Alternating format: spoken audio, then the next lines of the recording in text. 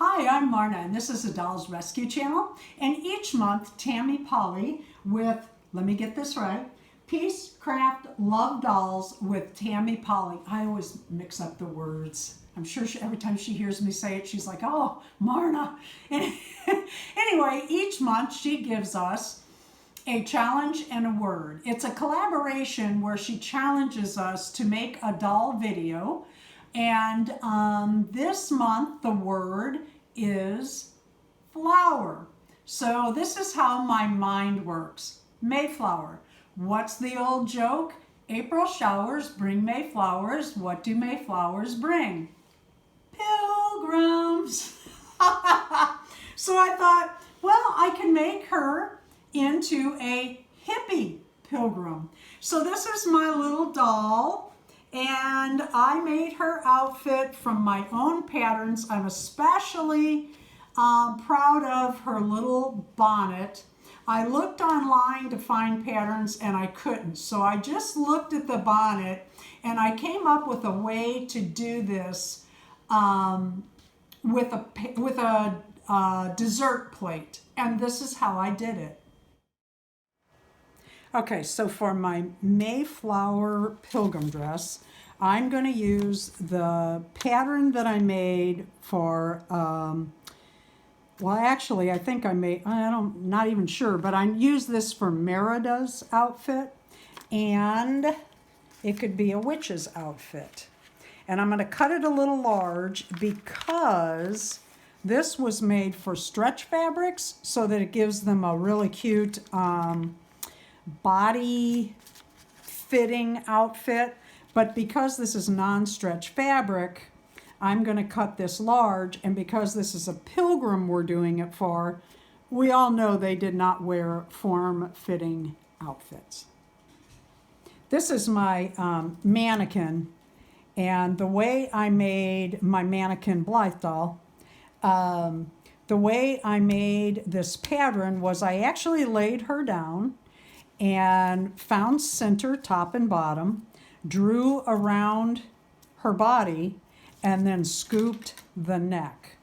If you don't use a particular mannequin body for your sewing, you're going to get this dirt on them that does not come off. This is from fabrics, and I watch the fabrics and see if they make marks because I want to wash those before I put them on my other Blythes. And it's really a telltale thing.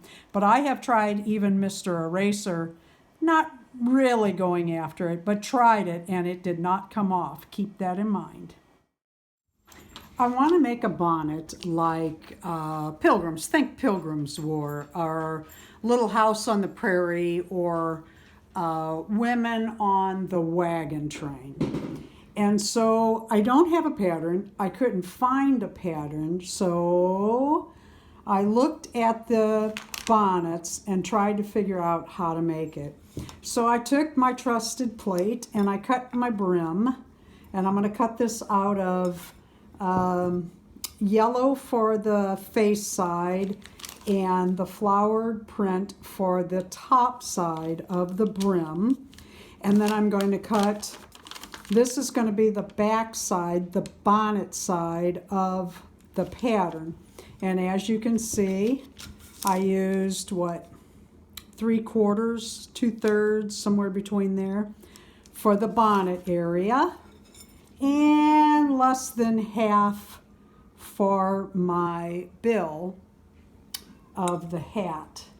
So let's cut this out and sew it together. What I'm going to do, the plan is I'm going to sew this area of the bonnet to the back side of the brim. I'm going to gather that up like you would a skirt and sew that to the brim. Let's see what happens. Okay, my bonnet worked out. I will have to try this on my AG girls. I think I need a bigger plate for the back of that, but I'm not sure. I will try. But for Blythe, that works. Now I will have to put my straps in. If I did this again, I think I would tuck my straps up under, but I'm pretty pleased with how it came out. It's going to need straps and a bow, and we're getting there.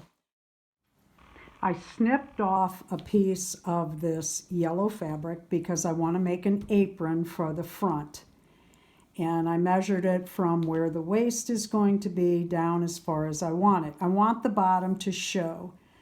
Now, normally you could say, well, you could put a ruffle on that and everything. Yeah, you could. And if you wanted to be fancy, you sure could. But this is the way that I did it. And what I'm going to do is I want it to come out as far as I can. So I'm looking at that. I'm folding this over. And I am simply going to cut around that. And then I'm going to come up, even that out, bring it back a little bit, like that. And then I'm going to remeasure it. Yep, because by the time you put your seam allowance here, or we put the bias tape over it, which we are going to make our bias tape with this fabric. And what I'm going to do is I'm going to cut about a 1-inch piece. I'm going to fold it in half and iron it. Then I'm going to fold under on each side the edge like this. I'm going to iron that down on both sides, and that will become the tie for this apron. I am fixing my bias tape that I'm making. Oops, I got that too far over.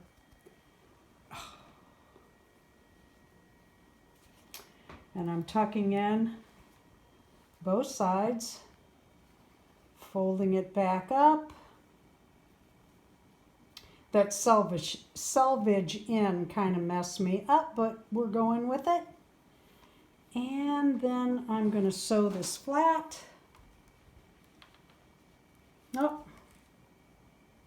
Not used to doing this on camera, so I'm kind of messing up. I'm trying to hurry and I shouldn't. So I got to pull this back. And that's what you have that you put on your apron. Okay, I fray checked the ends of my, or the outside of my little apron. I thought of a lot of things to do, but I think I want it just yellow on the dress. So how wide do I want this? What I did is I took a pin and I put it in the middle, close to the middle, and then I'm going to take this and push it towards that middle pin to where I want that to come on her side. So then I'm going to take a pin, I'm going to push that little gather over, and I'm going to pin that, pushing, I put a pin in my mouth, pushing that seam, the edge of the apron all the way up. And then I'm going to divide that gather, pin that down, and do the same thing on the other side.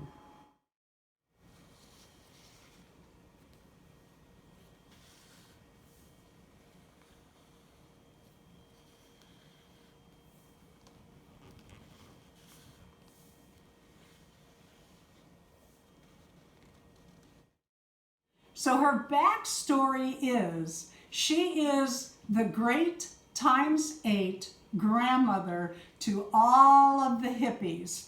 And she got this way because she had a gypsy heart, came through Bohemia, and hooked up with all the native American Indians when she reached these lands. So if you have a hippie heart out there, she was probably your great ×8 grandmother. Thank you for watching the Dolls Rescue channel, where I may not think in a straight line, but I get to the point before the end. Please leave a comment, a like, and subscribe.